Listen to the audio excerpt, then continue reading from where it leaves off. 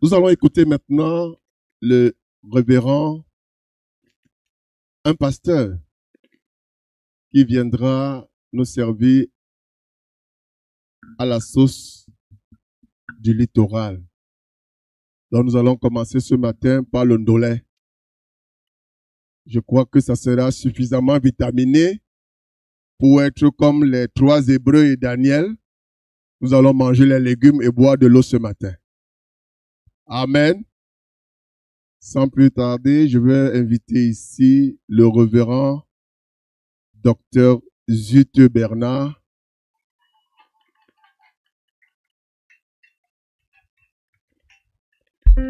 Les enfants ont dit qu'il n'est plus docteur, il est professeur. Je croyais que vous allez apprécier plus de ça.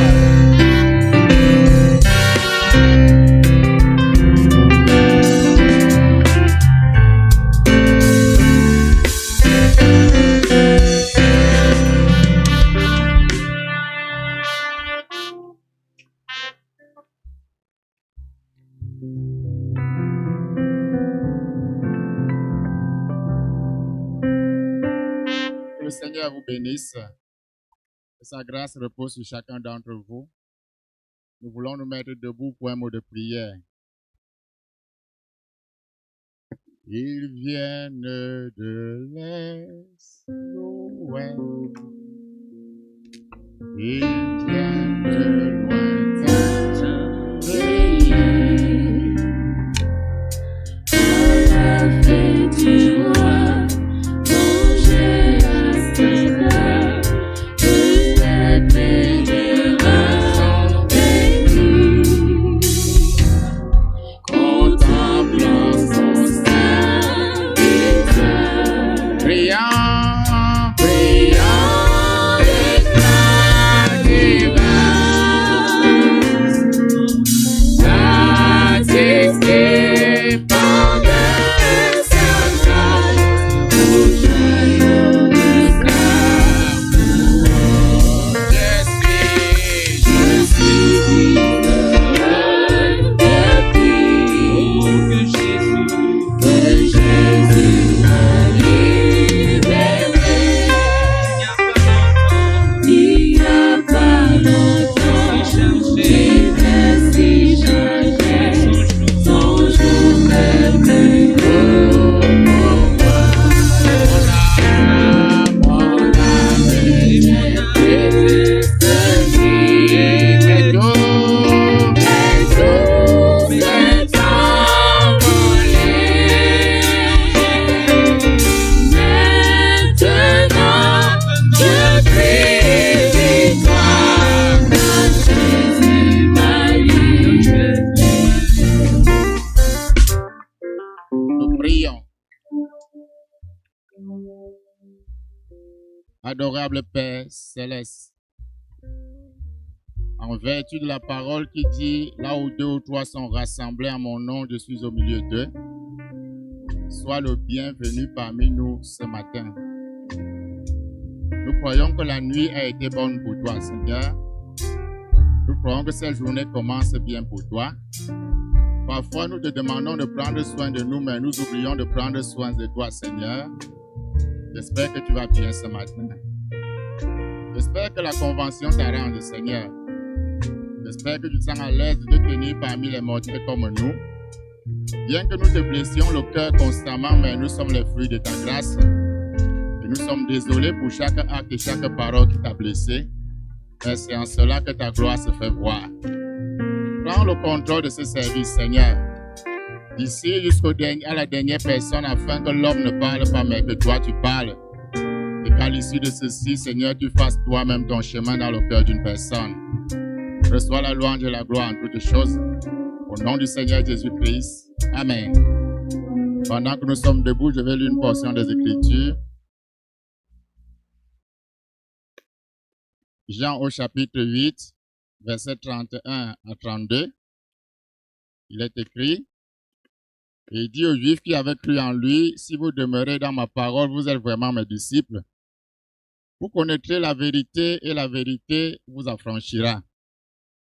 Éphésiens chapitre 4, verset 20. mais vous, ce n'est pas ainsi que vous avez appris Christ. Si du moins vous l'avez entendu, et si conformément à la vérité qui est en Jésus, c'est en lui que vous avez été instruits à vous dépouiller, eu égard à votre vie passée, du vieil homme qui se corrompt par les convoitises trompeuses, à être renouvelé dans l'esprit de votre intelligence, et à revêtir l'homme nouveau créé selon Dieu dans une justice et une sainteté que produit la vérité. C'est pourquoi renoncez au mensonge, et que chacun de vous parle selon la vérité à son prochain, car nous sommes membres les uns des autres. Que Dieu bénisse sa parole, et vous assoie et qu'il bénisse chacun d'entre vous. Ce matin, la grâce du Seigneur a voulu que ce soit par moi que le Seigneur vous parle. Comme je dis souvent, quand le Seigneur entrait à Jérusalem, on applaudissait. Il était assis sur l'âne, mais c'est le Seigneur qu'on applaudissait. Donc, je suis l'âne qui a porté le Seigneur. L'âne pouvait marcher sur les vêtements posés, mais c'est le Seigneur qu'on acclamait. Que Dieu vous bénisse. Il bénisse les anciens et les papas et les patriarches. Ça fait du bien de prêcher en leur présence parce que s'il y a quelque chose qui ne va pas, ils sauront nous faire signe. Et je crois que je vais rentrer de cette convention avec une marque spéciale, avec l'intervention que notre papa Jean-Paul Bellet a eue hier. Quand votre papa vous demande pardon en public, ça fait mal au cœur, n'est-ce pas? Ça donne beaucoup de leçons, plus que 1000 sermons. Que Dieu le bénisse.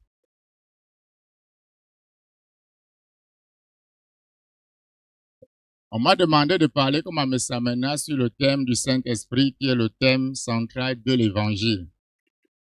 Et Dieu, dans sa grâce, nous aidera à l'aborder avec beaucoup de simplicité, parce que si nous sophistiquons encore le message, ça n'en vaut pas la peine, n'est-ce pas? Frère Branham nous apprend ceci, et je crois que je vais donner beaucoup de paragraphes au fur et à mesure qu'on va avancer. Mais mon centre ce matin, c'est Éphésiens 4, dans lequel l'apôtre Paul montre que les gens ne reçoivent pas le Saint-Esprit ou alors l'Esprit de Christ, parce qu'il y a des vérités que les personnes n'arrivent pas à intégrer. Et l'apôtre Paul dit, c'est pas ainsi que vous avez appris Christ.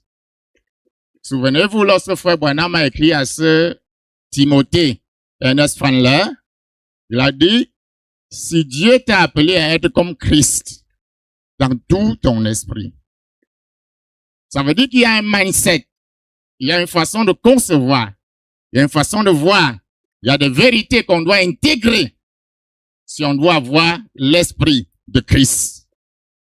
Pour dire, c'est pas ainsi que vous avez appris Christ, si du moins vous l'avez entendu. Parce que souvent on prêche l'évangile, mais on ne prêche pas Christ. Il dit ici, selon la vérité qui est en Jésus. Ça veut dire qu'il y a des vérités qui doivent être en Jésus afin que l'esprit de Christ soit sur Jésus-Christ.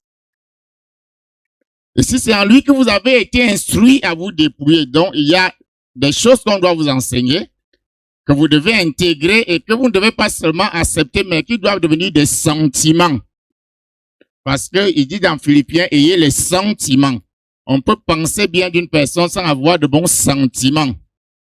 La vérité qui est en Christ avec laquelle on reçoit le Saint-Esprit. Dans le sermon intitulé « Sortir du camp », paragraphe 31, frère Branham dit « Je regarde, je vais d'un bout à l'autre du pays et je me rends compte que les gens ne sont pas conduits à Christ. Ils sont conduits à des expériences, à des slogans. Nous avons le message, on a frère Branham, c'est des petits slogans ça. Mais ils ne sont pas conduits à Christ. Regardez par exemple comment Élie a conduit Élisée à Christ. Quand Élie devait partir, il a donné un test à Élisée pour s'assurer que Élisée soit connecté à Christ et non à Élie. Reste ici, l'Éternel m'envoie à Gilgal. Si Élisée restait, il restait avec une citation d'Élie.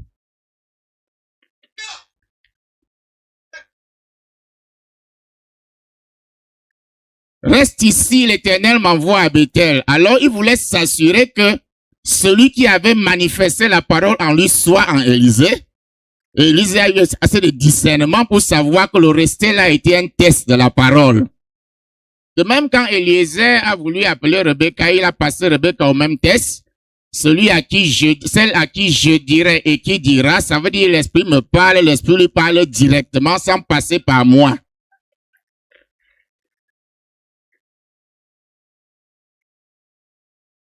Le Saint-Esprit demeure le centre de l'évangile. Sans l'évangile, le Saint-Esprit n'est que morgue. Dans le sermon intitulé « Pourquoi ?» de 1960, Frère Branham dit « Dieu vous demandera au jour du jugement pourquoi vous n'avez pas reçu le Saint-Esprit. Pourquoi vous n'êtes pas né de l'Esprit? Pourquoi n'es-tu pas comme ceci et comme cela? Est-ce parce qu'il n'y avait pas d'église qui enseignait cela? Est-ce parce qu'il n'y avait pas un prédicateur dans le pays qui prêchait le baptême du Saint-Esprit? Pourquoi n'avez-vous pas reçu ces choses? Lorsque Dieu prend des dispositions, il demande pourquoi. Et dans le signe de 64, paragraphe 101, Frère Branham dit, les gens ne devaient pas seulement se rassembler pour parler du message, mais entrer dans le message. Voilà, sont ces mots, j'ai la citation. Il dit, tant que vous n'avez pas le signe, vous n'êtes pas dans le message. Vous êtes dans l'église du message. Parfois, quelqu'un fait 50 ans dans la religion, il appelle ça 50 ans dans la foi. Non, c'est 50 ans dans l'église. Quand Christ n'est pas en vous, vous n'êtes pas dans la foi, vous êtes dans l'église. C'est vrai que c'est une grande confusion. Que Dieu nous soit en aide. Le prophète dit également dans les témoins, pour ne pas, comme le temps est très serré, je donne quand même des paragraphes. Le témoin prêché en 1954, Frère Branham dit, Dieu est plus disposé à vous donner le Saint-Esprit que vous n'êtes disposé à le recevoir. Seulement, parfois, les gens se contentent des contrefaçons. Surtout qu'aujourd'hui, chez nous, dans le message, tout le monde a le Saint-Esprit. La sœur qui a la longue jupe a le Saint-Esprit. Le frère qui ne fume pas, ne boit pas, a le Saint-Esprit. Chez nous, c'est carrément la friperie. Hein? Ça veut dire qu'avec 100 francs, vous en achetez. Mais Frère Branham dit dans le signe prêché en 64, le Saint-Esprit n'est pas le vêtement qu'on revêt. Parce que même si tu es bien habillé et que tu sèmes le commérage à l'église, c'est pas le Saint-Esprit, ça.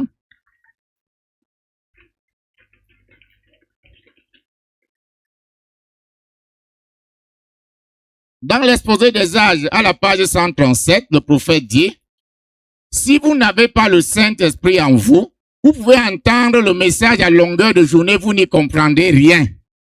Ça veut dire que vous ne devez même pas entendre Frère Branham sur bande sans avoir le Saint-Esprit, sinon vous entendez charnellement.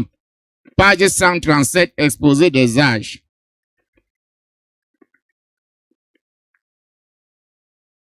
Et le prophète a ajouté là-dessus que la preuve du Saint-Esprit dans tous les âges, c'est qu'on reçoive la parole. Et les gens pensent que lorsqu'ils reçoivent une brochure, ils ont reçu la parole. Dans ce cas, tous ceux qui ont la Bible ont la parole. Si c'est le livre que vous appelez la parole, Abraham n'avait donc pas la parole. Noé n'avait donc pas la parole. Si la Bible est appelée la parole, c'est parce que c'est un recueil de témoignages de Christ dans les gens. C'est Christ en eux qui est la parole. Donc le prophète dit, si vous avez le Saint-Esprit comme l'avaient les prophètes, âge de Pergame, la parole de Dieu viendra aussi à vous. Qu'est-ce que je veux dire par là? Il était écrit dans Ésaïe 35, l'aveugle va voir. Mais c'est quand le Seigneur Jésus a été baptisé du Saint-Esprit que la révélation est venue dire, crache par terre, mets la boue ici. C'est à ce moment que la parole est venue à Jésus. Donc c'est pas parce qu'on entend une citation qu'on a la parole, non. C'est une révélation directe. Et Frère Branham dit, la parole ne vient en vous qu'à cause de l'Esprit. Le Saint-Esprit est donc le centre de tout l'évangile. Le Seigneur a amené les disciples à recevoir le Saint-Esprit. Frère Branham est revenu au temps du soir et a conduit les gens au tabernacle à le recevoir. Et Frère Branham dit dans les questions et réponses sur le Saint-Esprit, Dieu a tout mis sous des lois. Seulement, vous devez les maîtriser. Parce que dans le message, il y a chaque ingrédient. Chaque condiment se doit dire qu'il nous conduit au baptême du Saint-Esprit. Seulement, parfois, nous ne prenons pas soin, comme a dit l'ancien, de l'étudier et les maîtriser. Parce que Dieu veut que les lois soient maîtrisées. Quand le Seigneur devait envoyer les apôtres à la Pentecôte, il a fait deux choses d'abord, avant de quitter la scène.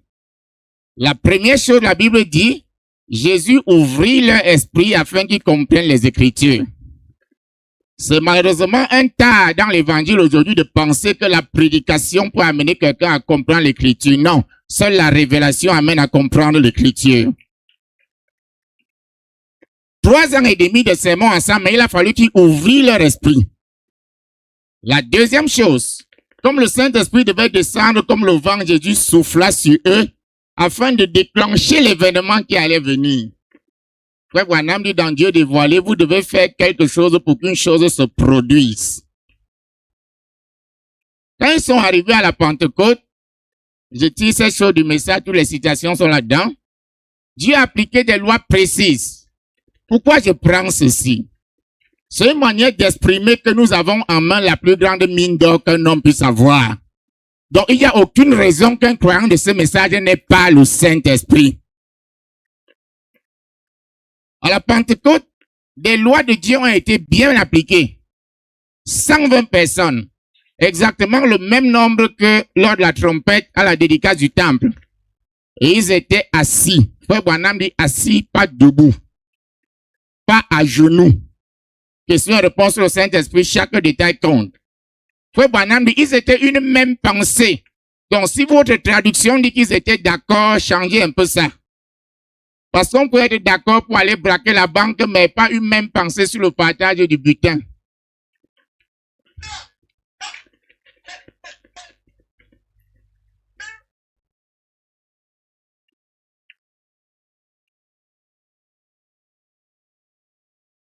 Questions et réponses sur le Saint-Esprit. Bon, j'ai toute cette situation ici. Ils étaient une même pensée du frère Branham qui croyait que la promesse allait s'accomplir. Et là, c'est la partie surnaturelle de la chose parce qu'il faut Dieu pour amener 120 personnes à la même pensée. Il faut Dieu pour déclencher ça. Mais vous devez connaître la loi et l'enseigner quand même avant que la chose n'arrive. Quand Pierre est arrivé chez Corneille, si vous prenez Actes chapitre 10, verset 4, il est dit, comme Pierre prononçait ces mots, la précision en vaut toute la peine. Ça veut dire que pendant qu'il prononçait certains mots précis, le Saint-Esprit est descendu chez Corneille. Et quand Frère Branham a amené l'église à recevoir le Saint-Esprit, il est descendu pendant que Frère Branham prononçait des mots précis. Questions et réponses sur le Saint-Esprit, paragraphe 125. Frère Branham dit, on a eu 2 choses hier. La première, il y a eu cette prophétie. La deuxième, un frère a dit sous l'inspiration, béni soit celui qui vit au nom du Seigneur. J'ai compris que ça voulait dire béni soit celui qui croit qu'en ceci le Seigneur est venu. Et quand j'ai dit ça, l'Esprit est descendu.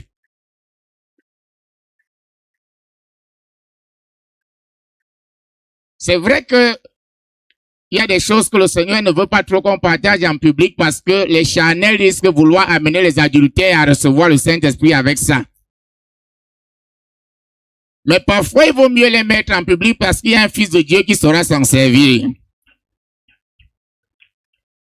Donc, de même que les apôtres prononçaient certains mots quand le Saint-Esprit est descendu. Ça, c'est le nom écrit de la Bible. Frère Branham nous amène à voir ce que c'est. Dieu suit des lois.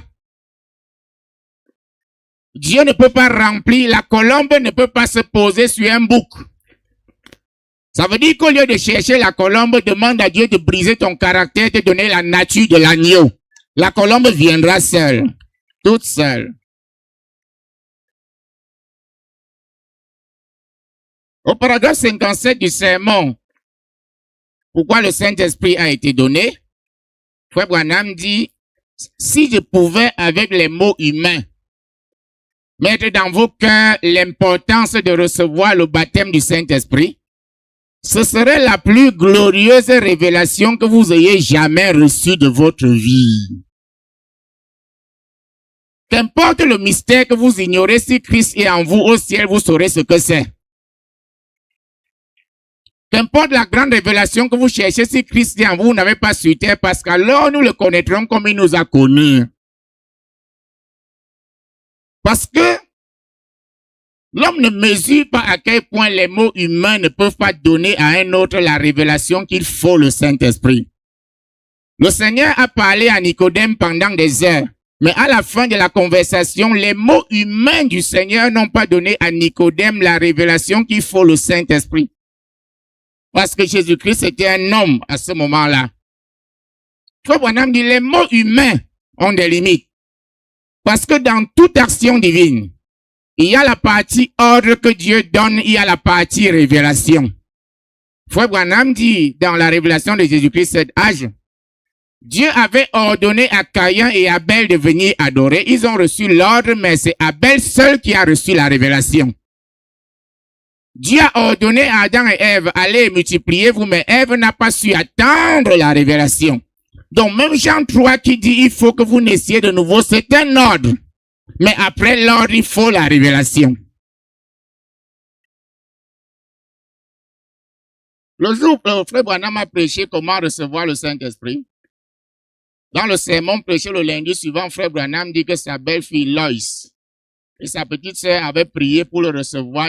Elles n'ont pas reçu parce qu'elles n'avaient pas encore reçu la révélation. Et frère Branham continue à prier qu'elles le reçoivent. Donc ne vous dites pas que si vous étiez à cette réunion, vous serez sorti avec. Il y a des lois qui vont avec. Que Dieu vous bénisse. Il faut que la révélation vienne. Il faut que quelqu'un dise, Seigneur, je suis au courant que je dois naître de nouveau, mais il y a quelque chose de divin, de surnaturel, qui doit toucher mon cœur et me montrer que ce genre de vie-ci, là, c'est l'hypocrisie. L'église est devenue remplie de pharisiens.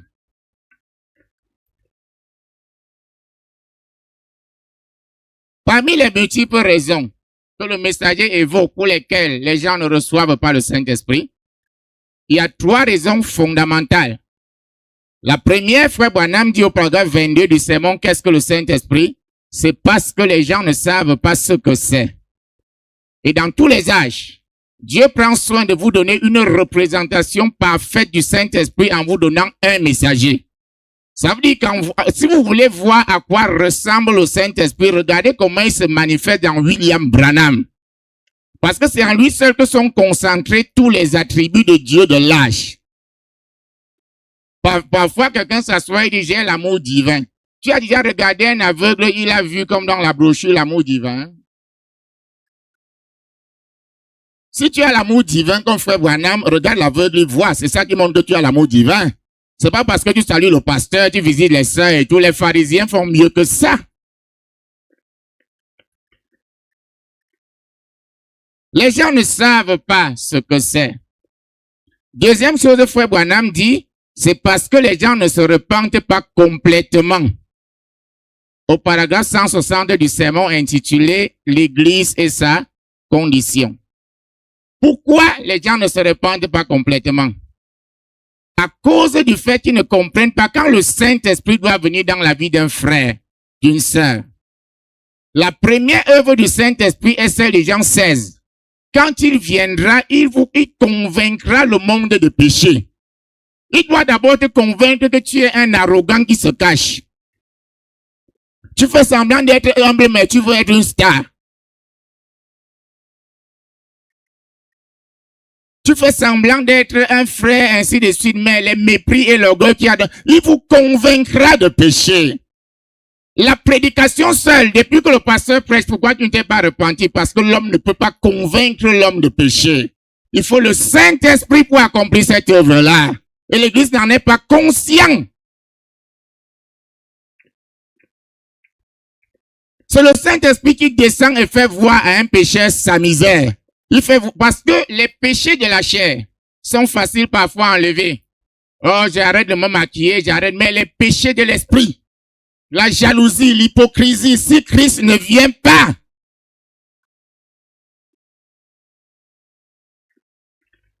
Au paragraphe 166 du sermon, le Dieu sa condition, frère Branham dit, l'esprit est descendu et vous a convaincu que vous étiez arrogant, hostile, indiscret, désireux tout. Parfois, quelqu'un connaît toutes les citations, mais il ne sait pas que c'est l'orgueil.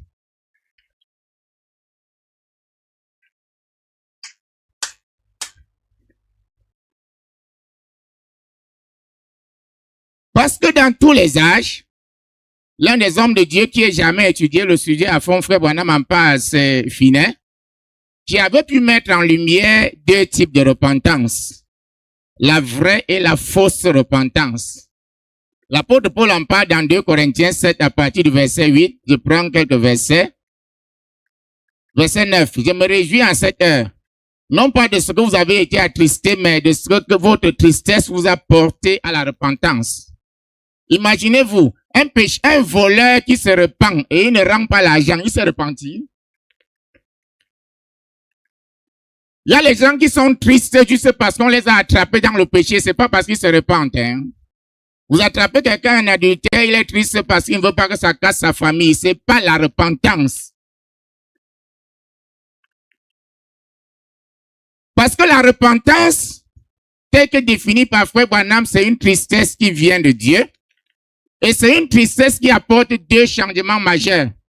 Il y a un changement d'opinion, c'est-à-dire vous changez votre façon d'évaluer le péché.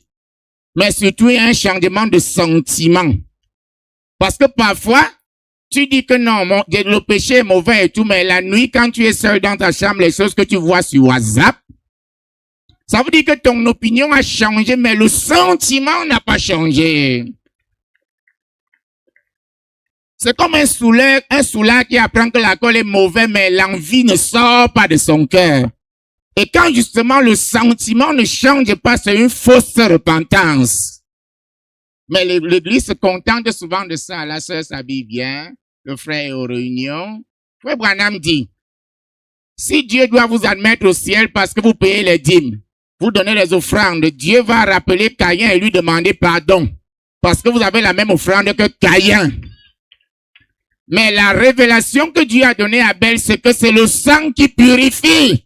Ça veut dire c'est quand le Saint-Esprit vient que mes péchés sont expiés.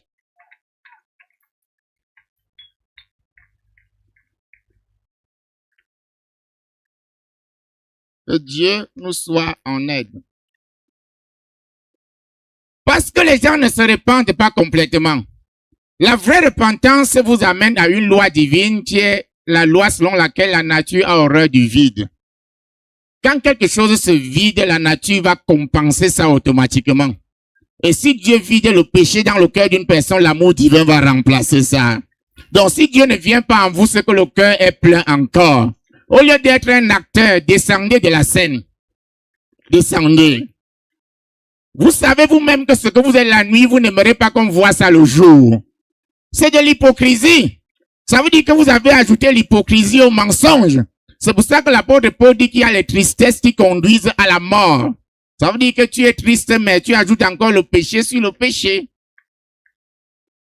Si on vous demandait de confesser vos péchés ici en public, vous auriez le courage? Ça veut dire que la haine n'est pas encore sortie de vous. Parce que dans les temps anciens, sans que les apôtres ne parlent, les gens venaient et confessaient eux-mêmes publiquement ce qu'ils avaient fait. Ils brûlaient leur livre de magie parce que Christ avait touché leur cœur. Acte chapitre 11, verset 8 dit que Dieu doit vous donner la repentance. Mais est-ce que vous en êtes conscient? Est-ce que vous n'avez pas réalisé que 20 ans dans le message, ça ne donne toujours pas? Vous bagarrez pour être chrétien? Vous luttez, est-ce que le poisson lutte pour vivre dans l'eau? Est-ce que l'oiseau lutte pour s'envoler dans les airs? Mais si la loi de Christ vient en vous, elle vous élève au taux. Même si vous voulez tomber, ça ne marchera pas.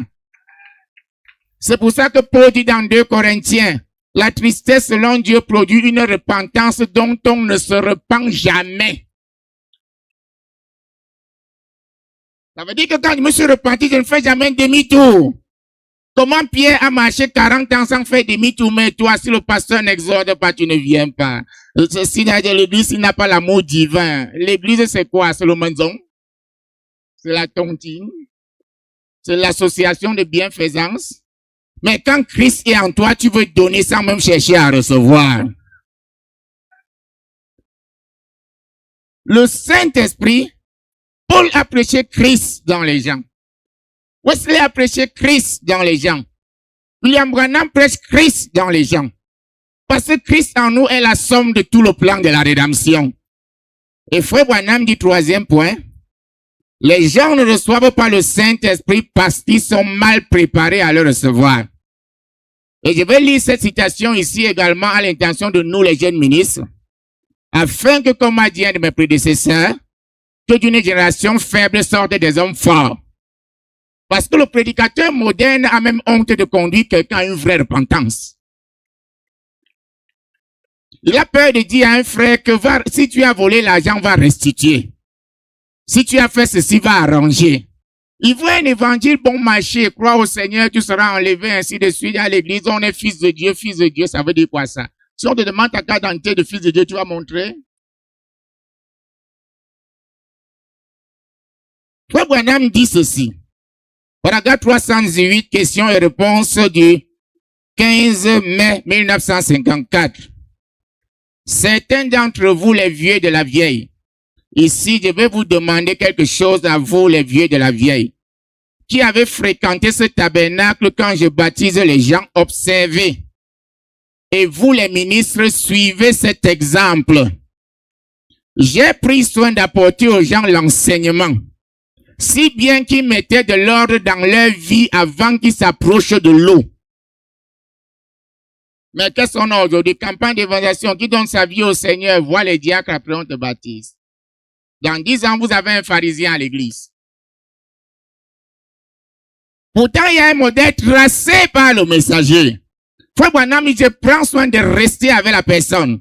On retourne sa vie d'un bout à l'autre. S'il y a des choses à restituer, s'il y a des choses à arranger, s'il y a des péchés, avant de le baptiser. Et vous, ministres, suivez cet exemple.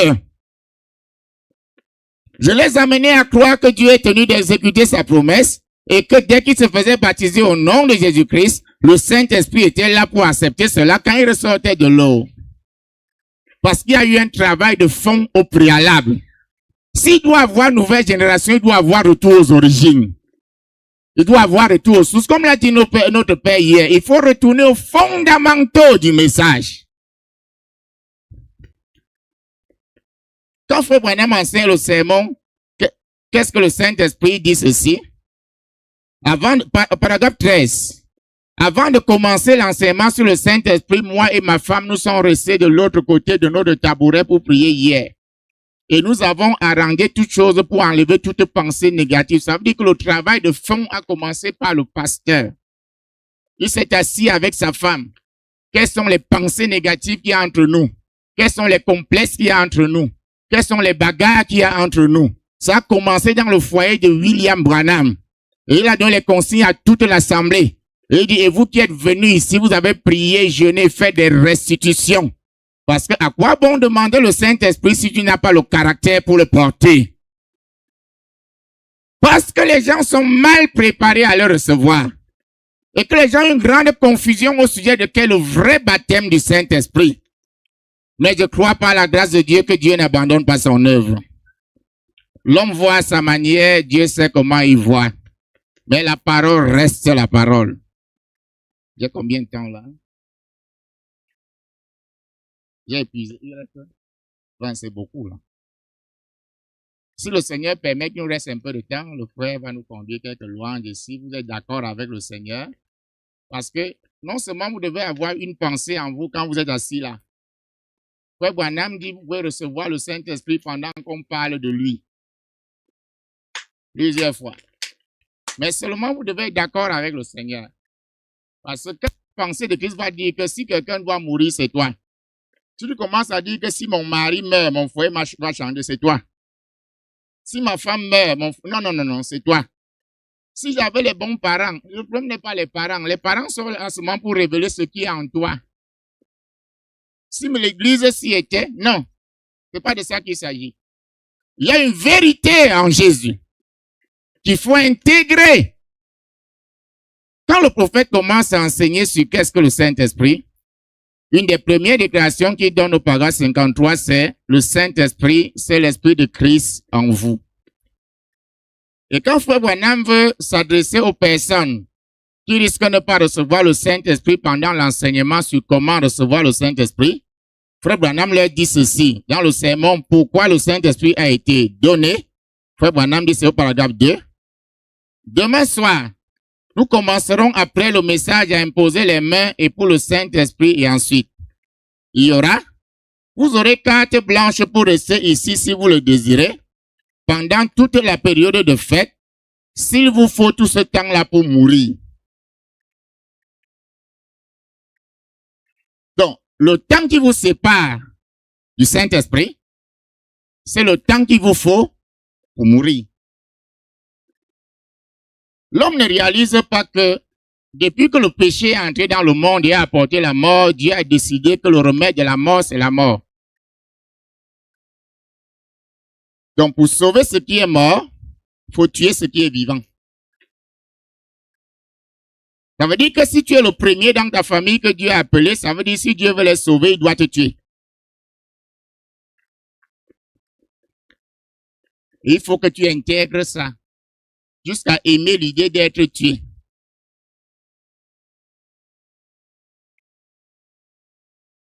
Si du moins vous avez appris Christ,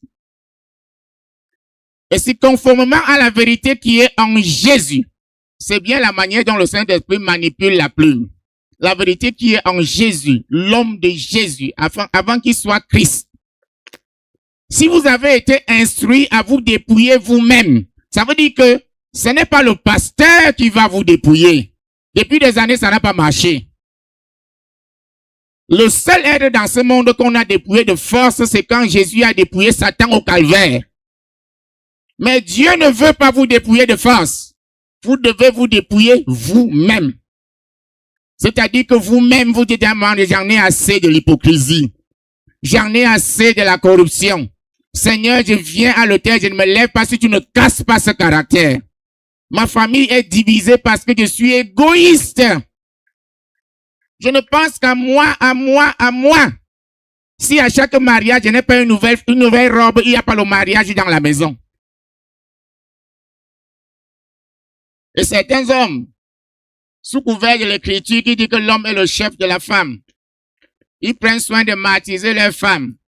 Mais le Saint-Esprit dit cet après-midi, si tu es chef, ça veut dire que c'est toi qui dois mourir. Le principe de Dieu, c'est de tuer la tête pour sauver le corps.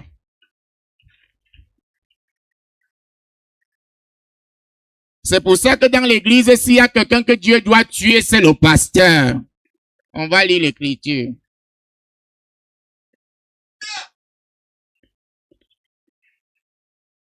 Le Seigneur a dit, vous connaîtrez la vérité et la vérité vous affranchira. Mais encore faut-il que vous soyez d'accord avec la vérité. Et la vérité, c'est que vous devez vous dépouiller. Vous devez enlever vos vêtements. Avant qu'on ne déshabille le Seigneur au calvaire, lisez bien l'écriture, le Seigneur s'était d'abord déshabillé lui-même. Dans Jean 13, lors du repas de la Sainte Seine, il est écrit, Jésus ayant appris que l'heure était venue pour lui de passer de ce monde à Dieu, ôta ses vêtements. Jésus s'est déshabillé. La plus grande révélation lui est venue qu'il parle. Pour montrer qu'il a reçu la révélation, il s'est déshabillé. Et il a exercé le plus bas des métiers sur la terre. Laveur de pieds. Votre part de révélation, vous faites quoi? Vous sautez sur le toit pour que tout le Cameroun soit au courant, non? C'est pas la même que Christ. Selon la vérité qui est en Jésus. Et lui-même est venu sur la terre comme modèle. Philippiens 2, il s'est dépouillé lui-même.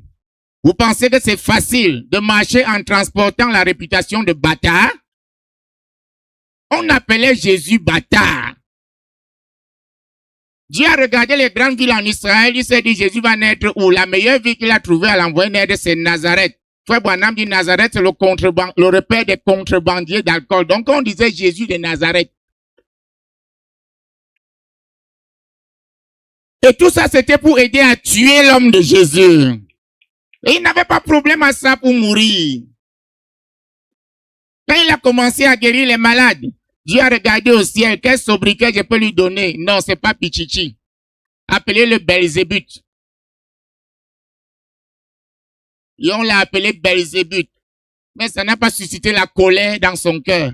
Parce qu'il comprenait que c'est le plan pour le tuer. Parce que s'il meurt, Dieu est quelque chose. S'il est vivant, Dieu n'est rien.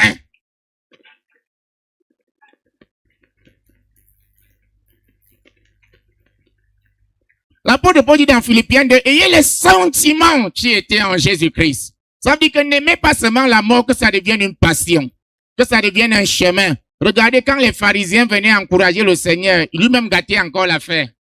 Le Sadducéen dit, tu as parlé comme un homme qui a la sagesse. Il dit, méfiez-vous du levain des Sadducéens. Ça veut dire que pendant que vous devenez son ami, il vous rend ennemi. Parce que si vous devenez ses amis, qui va le crucifier?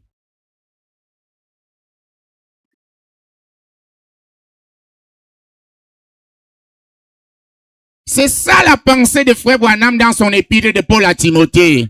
Si Dieu t'appelle à être comme Christ dans tout ton esprit, le monde veut ressembler à Christ dans ses guérisons, dans ses miracles, mais l'épouse veut ressembler à Christ dans sa mort. Paul à Philippiens. Quand ce mystère a saisi Paul, Philippiens 3, il dit, j'ai regardé tout comme de la boue, afin de gagner Christ et d'être conforme à lui dans ça. Là, je n'aurais plus à m'inquiéter de la résurrection. C'est pour ça qu'à la fin de son ministère, quand l'apôtre Paul voit comment il meurt comme le Seigneur, Démas m'a abandonné. J'ai laissé Théophile malade à Milet. C'est comme si j'ai perdu la puissance. Les églises d'Asie m'ont abandonné parce que quand on frappait le Seigneur sur la tête, c'est comme s'il avait perdu la puissance. Quand on l'a crucifié, les frères ont fui. Les églises d'Asie m'ont abandonné. Paul dit, Timothée, j'ai gagné le prix. J'ai gagné. Je meurs comme Christ. Amen. Amen. Est-ce que tu es d'accord avec ça?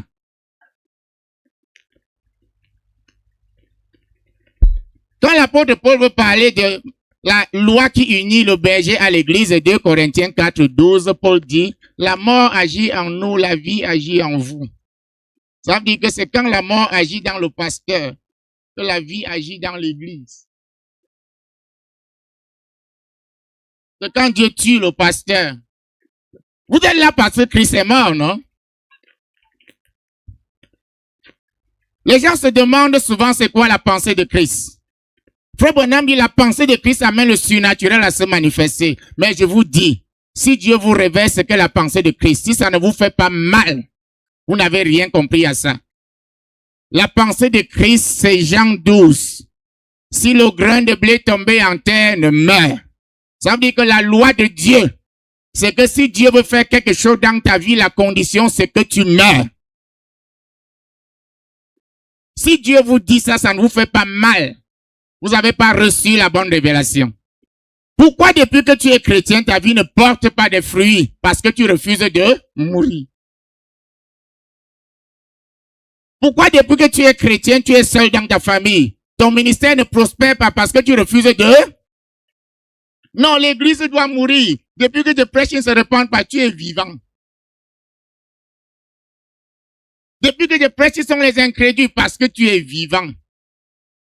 Parce que si tu meurs, Dieu prend soin du reste de la chose. C'est bon. Que Dieu vous bénisse.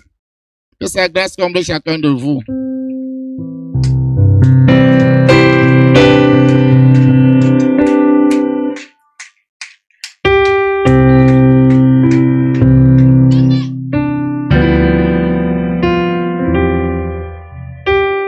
Pendant qu'il va chanter un ou deux chants, si vous sentez dans votre cœur que vous êtes d'accord avec cet évangile et que vous sortiez d'ici à cette convention en disant si quelqu'un doit mourir, allons-y ensemble, si quelqu'un doit mourir, vous arrêtez de vous plaindre. Quand vous mourrez, il y a encore quoi dire. L'église ne va pas bien, le pasteur doit mourir. Ton foyer ne va pas bien, tu dois mourir. Ce n'est pas papa et maman le problème, tu refuses de... Si vous êtes d'accord avec moi, il va nous conduire dans un petit champ, dans quelque chose pour le Seigneur. Si tu es d'accord de tout ton cœur, tu vas voir ce que le Seigneur va faire.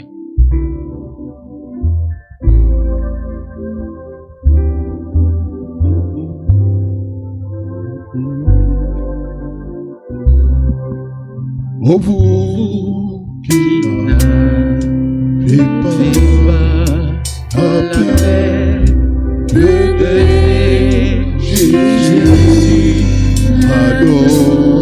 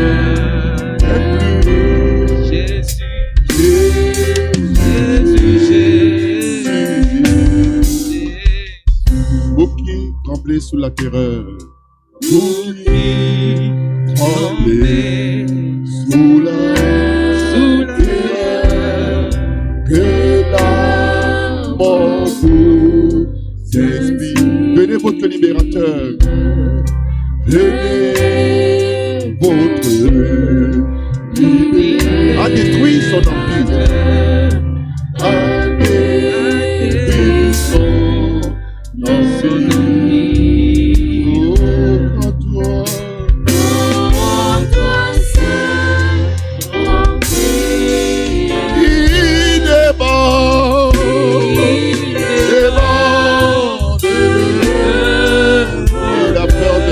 Plus et la mort de la Jésus.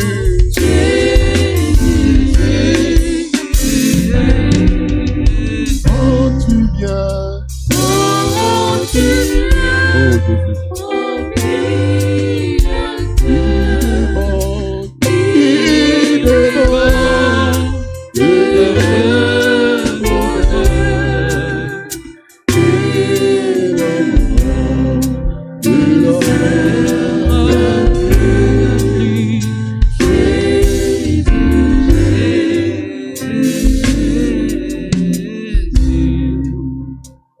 Notre Sauveur et notre Dieu,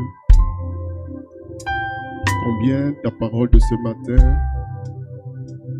a interpellé mon frère, a interpellé ma soeur, m'a interpellé. Tous ici, nous avons été interpellés, Seigneur, car véritablement, tu t'es présenté à nous comme un modèle.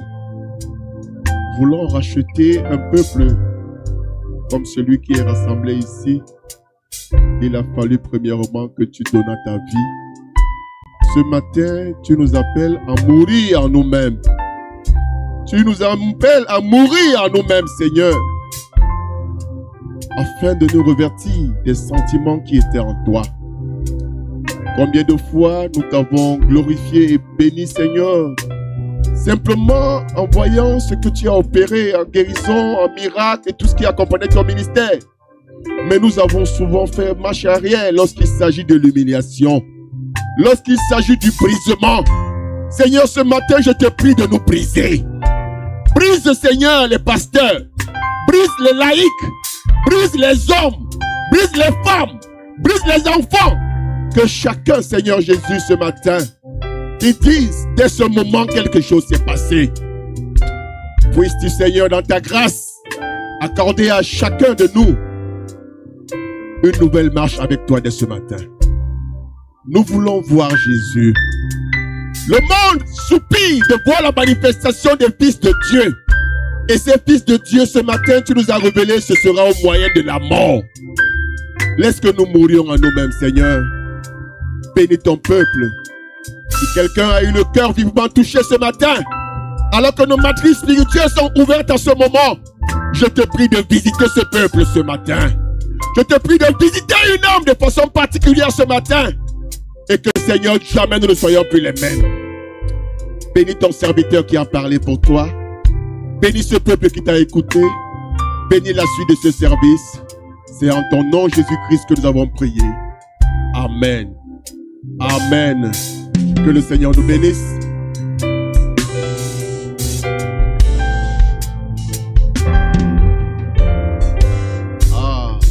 C'est merveilleux, n'est-ce pas? Que le nom du Seigneur soit béni. Pas de christianisme sans Saint-Esprit. Pas d'évangile sans Saint-Esprit.